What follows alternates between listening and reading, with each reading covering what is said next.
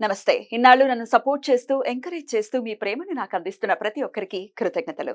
అలాగే ఈ వీడియో కూడా ఖచ్చితంగా మీకు ఉపయోగపడుతుంది. లైక్, షేర్ అండ్ సబ్స్క్రైబ్ చేసి మీ సపోర్ట్‌ని నాకు అందించండి. అలాగే ఈ వీడియో పట్ల మీకున్న అభిప్రాయాన్ని కామెంట్ సెక్షన్‌లో కామెంట్ చేసి తెలియజేయండి. ఇప్పుడు వీడియోని చూద్దాం. వీడియోని కంటిన్యూ చేయడం కంటే ముందు ఒక విషయం మీతో పంచుకోవాలి అని అనుకుంటున్నాను. అదేంటి అంటే చాలా మంది నన్ను అడిగేవారు, ఏంటి పద్మిని గారు జెమ్ స్టోన్స్ ఇన్ని పెట్టుకున్నారు, ఏంటి వాటి విశేషం అని చెప్పి అడిగేవారు. కొంతమంది ఏమో కొంత కామెడీ కూడా చేసేవారు. ఇంకా 2-3 వేళ్ళు మాత్రమే మిగిలిన్నాయి, వాటికి కూడా పెట్టుకోకపోయేవారా అని.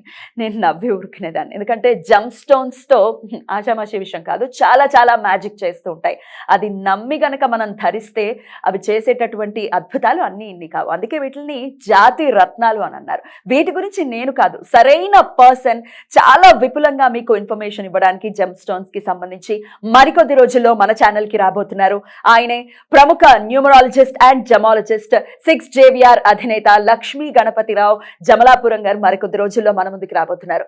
చాలా వాల్యుబుల్ ఇన్ఫర్మేషన్ మనకు అందించడానికి. మరి ఆ వీడియోస్ కోసం వెయిట్ చేయండి, అస్సలు మిస్ అవ్వకండి. నమస్తే, వెల్కమ్ టు అవర్ ఛానల్. నేను పద్మిని. ప్రస్తుతం మనతో పాటు ప్రముఖ ఆధ్యాత్మికవేత్త, ఆస్ట్రాలజర్, లలిత ఉపాసకురాలు శ్రీమతి ఆకెళ్ల శ్రీలక్ష్మి గారు మనతో పాటు ఉన్నారు. మాట్లాడదాం. నమస్తే అక్క. నమస్తే పద్మిని. అక్క, బాల అరిష్ట దోషాలు అనేది వింటూ ఉంటాం. జాతకంలో పుట్టిన పిల్లవాడు గాని పిల్ల గాని పుట్టిన వెంటనే ఒకవేళ జాతకం కనుక చూస్తే డెఫినెట్ గా చెప్తారు, ఒకవేళ అరిష్టాలు ఉంటే గనక. అసలు ఏంటి బాల అరిష్ట దోషాలు అంటే? దానికి రకరకాల క్రతువులు కూడా చెప్తారు. అందరూ ఎఫోర్ట్ చేయగలుగుతారు, కొంతమంది చేయలేకపోయే వాళ్ళు కూడా ఉంటారు కదా. మరి ఆల్టర్నేటివ్ ఖచ్చితంగా ఉంటుంది. ఆ ఆల్టర్నేటివ్ ఏంటి అనేది కూడా తెలుసుకుందాం. అలాగే అసలు ఈ బాల అరిష్ట దోషాలతో కనుక పిల్లవాడు పుడితే, లేకపోతే అమ్మాయి కనుక పుడితే ఎట్లాంటి ఇబ్బందులు ఫేస్ చేస్తారు అని అనుకోవచ్చు? సహజంగా అంటే మనకి ఇప్పుడు బాలారిష్ట దోషాలు అంటే మనకి దాంట్లోనే ఉంది, చిన్న పిల్లలకి వచ్చే అరిష్టాలు.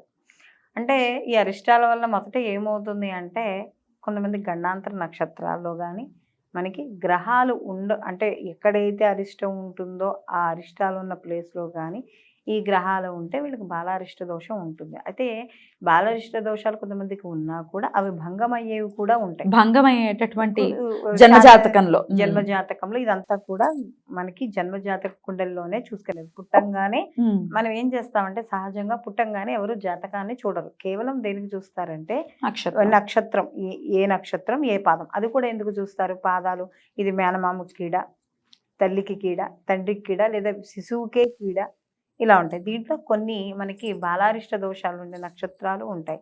సో ఇలాంటి వాటివి ఏమైనా ఉన్నాయా? శాంతి నక్షత్రాలు అంటాం మనం చెప్పడం. ఇప్పుడు ఆశ్లేష, రేవతి ఇలాంటివన్నీ కూడా మనం శాంతి నక్షత్రాలు, వీళ్ళకి పూర్ణ శాంతి చెయ్యాలి అని మనం చెప్తాం. చేయాల్సినటువంటి నక్షత్రాలు, కంపల్సరీగా చేయాల్సిన నక్షత్రాలు. సో ఇలాంటి నక్షత్రాలు కానీ వాళ్ళు ఎవరైనా పుట్టిన అంటే ఆ పాదాలు ఒక్కోసారి ఒకటో పాదానికి రెండో పాదానికి బాగుంటుంది, మళ్ళీ మూడో పాదంలో పుట్టేటప్పటికి వాళ్ళకి దోషం ఉంటుంది. శిశువుకే దోషం ఉండొచ్చు, తల్లికే దోషం ఉండొచ్చు. ఇలాంటివన్నీ కూడా మనకి ఈ పుట్టిన శిశువు జన్మించిన వెంటనే మనకి తెలియడం అనేది జరుగుతుంది. అయితే ఇక్కడ బాలారిష్ట దోషం అనేటప్పటికి ఎలా ఉంటుందంటే, పిల్లవాడికి ఆయుర్దాయం మీద కొద్దిగా ఇబ్బంది. ఓకే, ఎన్నాళ్ళ పాటు ఉంటుంది అసలు ఈ మామూలుగా బాలారిష్ట దోషం అంటే మనకి 5 ఏళ్ల వరకు చూడడం అనేది జరుగుతుంది. దాని తర్వాత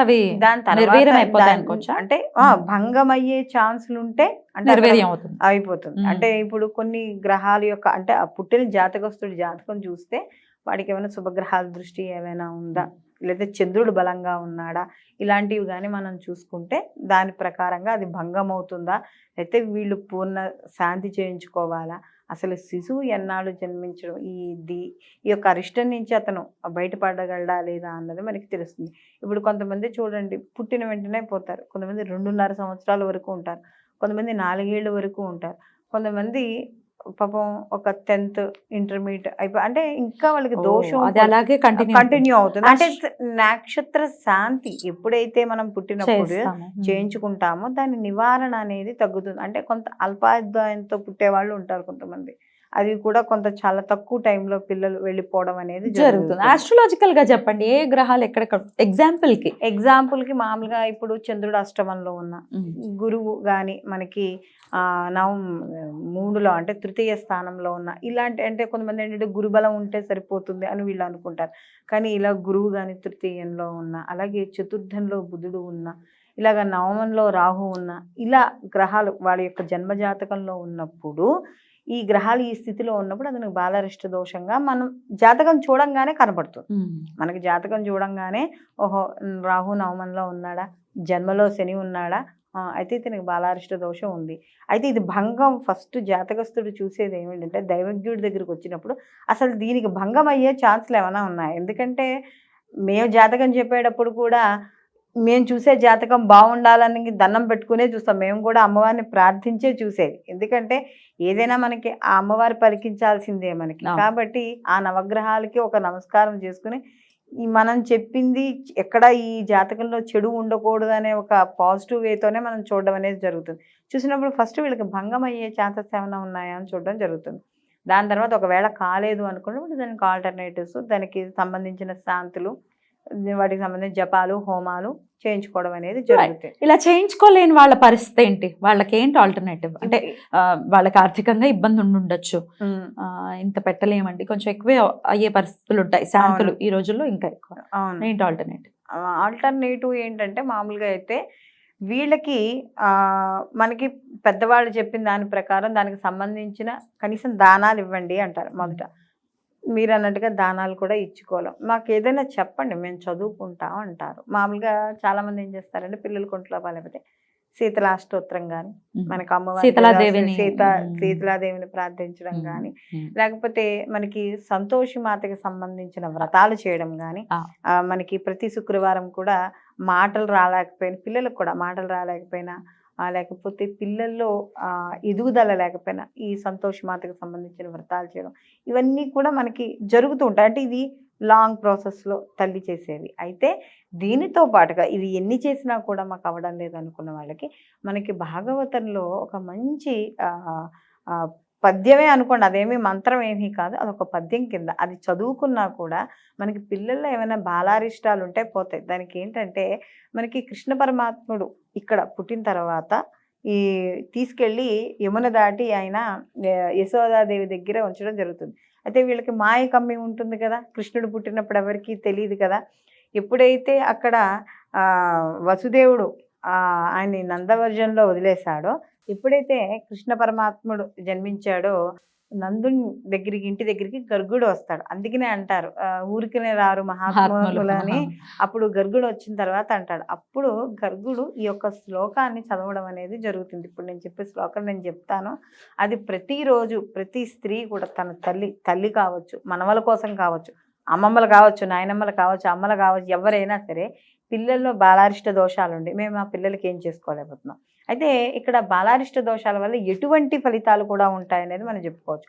పిల్లల్లో చదువు సరిగ్గా రాకపోవడం, మందత్వం ఉండడం, మూర్ఖత్వం, విపరీతమైన పిచ్చి కోపం, కొంతమంది పిల్లలు తల్లి మీదే విసిరేసి వెళ్ళిపోతూ ఉంటారు. అసలు ఆ చేష్టలకి మనకి కోపం వస్తూ ఉంటుంది.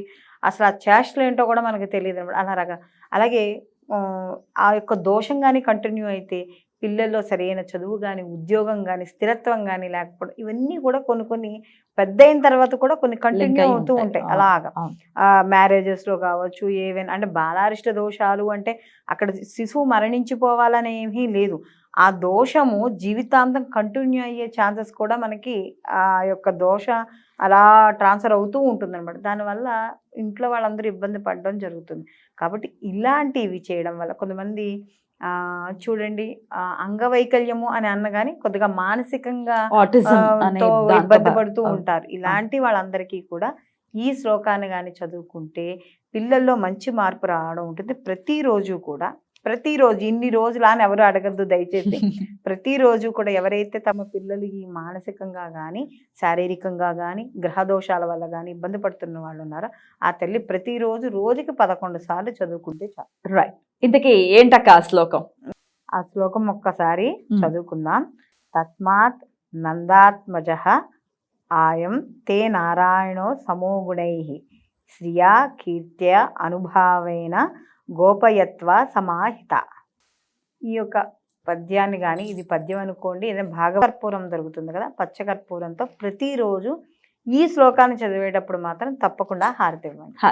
రైట్. ఇలా చేయడం వల్ల ఎవరైతే బాలారిష్ట దోషాలతో ఇబ్బంది పడుతున్నారో వాళ్ళందరికీ కూడా ఉపశమనం కలగడం అనేది జరుగుతుంది. రైట్ అక్క, చాలా చక్కగా వివరించారు అక్క. Thank you so much. నమస్తే. నమస్తే.